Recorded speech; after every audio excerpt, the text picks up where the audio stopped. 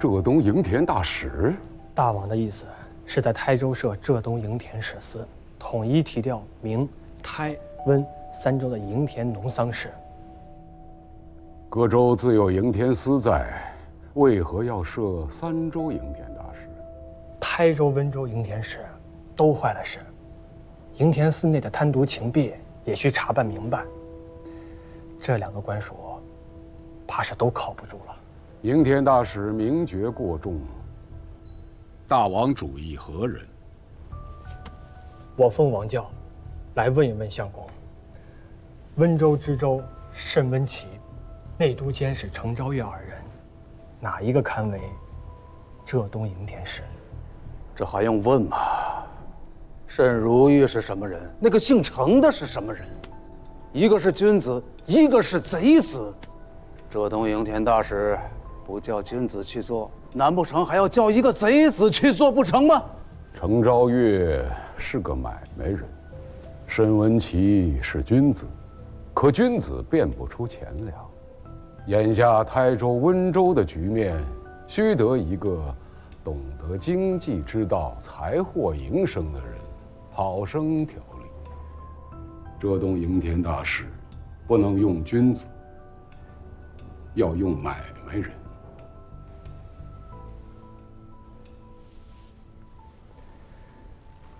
喏，这些年我训练了340，如今皆已潜入城中，藏身于山岳各个方寺之间。只要通院门一开，我便率他们直扑瑶台院。亲从亲卫6都，不奉王教，不敢擅动。再加上这些年我下的功夫，花出去的财货，此城之内可保无虞。到时候，福晋司将率假甲赴萧山大营，以上统军使的身份号令东西2府，不得妄动。唯一可虑者，便是居于罗城内的钱姓宗亲和朱家外戚。我的人手实在太少，以340掌控牵制6都禁军已是勉强，再加上外城的这些宗亲外戚，几家心向前世的公卿勋贵、家丁仪仗、私兵仓促间，也能凑成1000人之数。我带的500人，都是当年黑云长剑都的老卒。如此说来，大事可成。浙东营田大使不能用买卖人。那参政的意思是用沈文琪。慎如玉才学胆识尽有的，可惜无论身份和手段都不够。这个浙东营田大使，他做不得。 2个都不用。最合适的人选其实是九郎君。九郎？九郎君乃大王亲弟先王爱子，宗室复兴，曾于崇元殿上契丹天子驾前重伤张彦泽。袁参政，此时可不是说笑的时候。得着岂敢玩笑过世啊！ 九郎君上的张彦泽，虎狼也好，蛇鼠也罢，自然也伤得。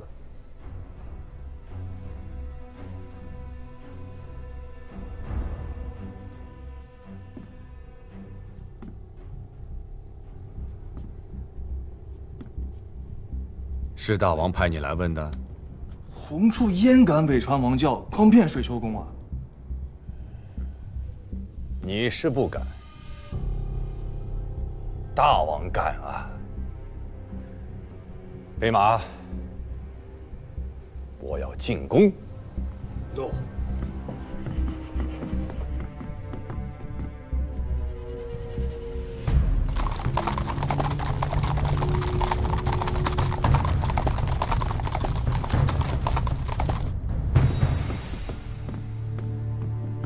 吴兴公。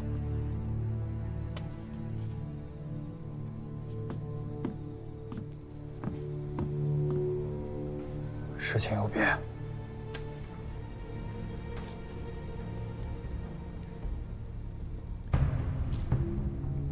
水丘昭劝，号称吴越国第一君子。我在汴梁时领教过，是个狠角色。此人一夜入宫，定是闻到了什么味儿。云锦兄，你的人何时能准备听到？无需准备，一个时辰。用不得。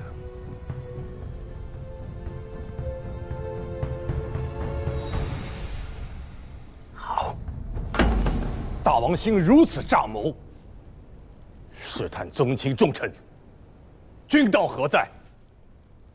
国家有难，大王不信宗亲，不信勋贵，不信宰执，那吴越国之内，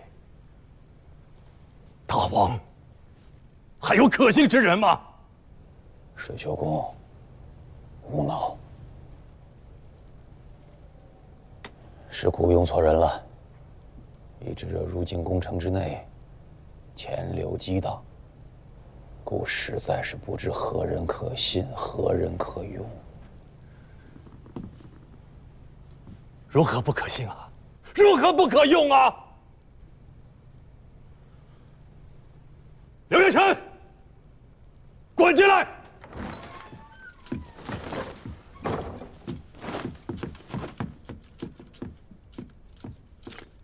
末将在。传，大王诏命，令秦从第1、2、3都、亲卫第1、2、3都1个时辰之内到通远门披甲列阵，敢有迟疑者、怠慢者、妄语者，思想奔走者，立斩。末将谨遵王教。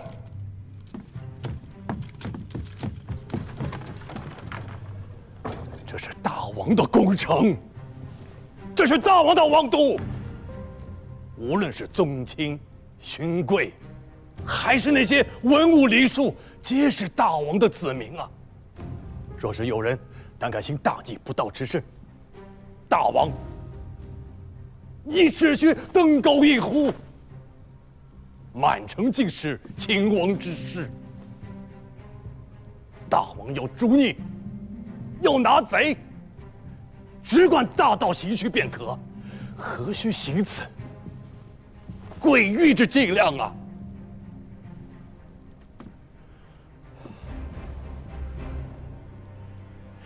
要知道，此处是3代前王经营守持了40年的吴越，它不是中原。这里没有公然弑君的臣子，也没有能逍遥法外的逆贼。水丘公，是何承训深夜出手，程昭岳他意图要……程昭岳，程昭岳是谁呀？他是在王都奉职的一个国家大臣，他不是割据一方的藩镇节帅呀。他有不轨之心，有悖逆之行。1名御史，10名兵卒，足以擒之，明正典刑。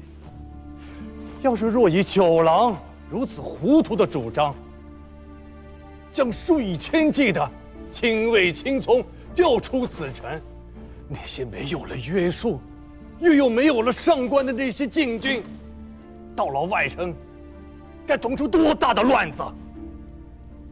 到那个时候，勋贵相互残杀，黎庶流离涂炭，安生了几十年的东南市民，何以心向大王？心向前世啊！是洪处糊涂了，你何止是糊涂？走了一遭汴梁，你便以为自己是勇士了？当了一回南征的官军荣使，你就以为自己是名将了？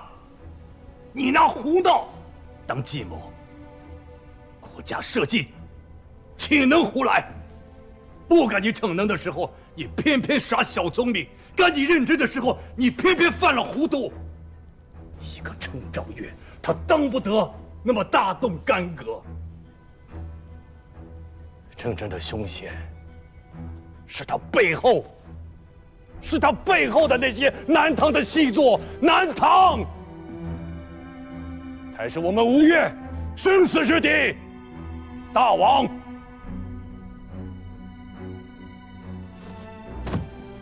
洪处知错了，我这便将那李元清给揪出来。站住！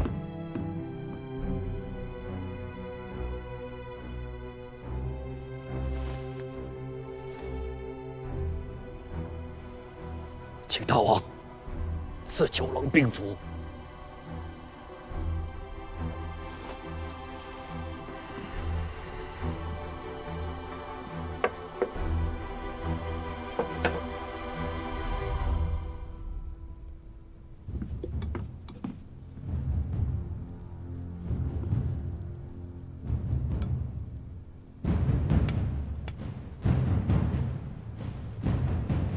臣弟谨遵王教。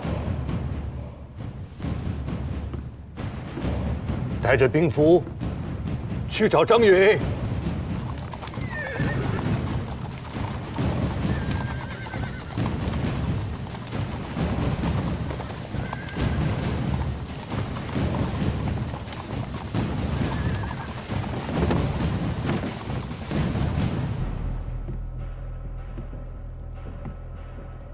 水球公，孤知错了，这是胡令公处。胡令公是国之元荣，臣不相信胡令公会如此这般的自甘下流，与那些小小之辈同流合污。臣愿与替大王去问个明白。古派齐眉督护卫水球公前往。不用了，臣要去见的是国家的元帅，不用带兵。